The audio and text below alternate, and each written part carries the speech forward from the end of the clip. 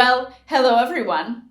In our scripture passage for today, God's messenger, Jeremiah, has some instructions for God's people.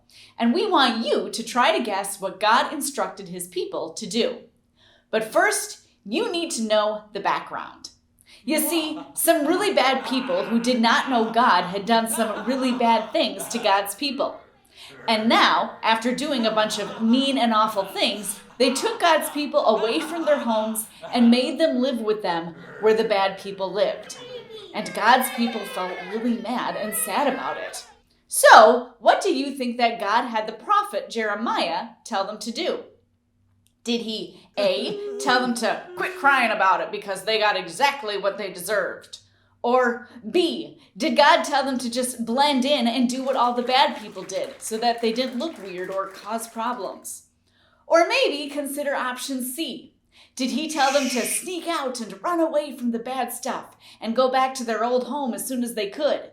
That way they wouldn't learn to do all the bad things that all the bad people did. Or D, do you think that maybe God commanded them to cause trouble in this new place and try to defeat the bad guys there in their homes? Or finally, E, did God command his people to behave as well as they could and to make their new home in their new country as good as they could for everyone, even the bad people who treated them so poorly? If you guessed E, you guessed correct. And here's the thing. God has always commanded his people, even today, to bless and to do good to everyone, no matter where they are and no matter what kind of people live around them. Today, we need to remember that. We will always have people who do mean and bad things to us, and we will always have to go to places that we don't want to go, or even to a place that we really hate.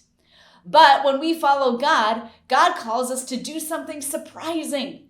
God calls us to do good even to bad people.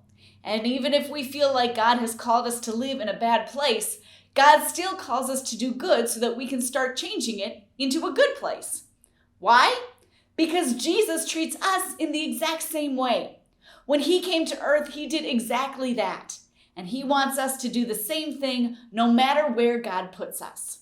And I hope that helps you to understand our scripture passage just a little bit better. Goodbye, everyone.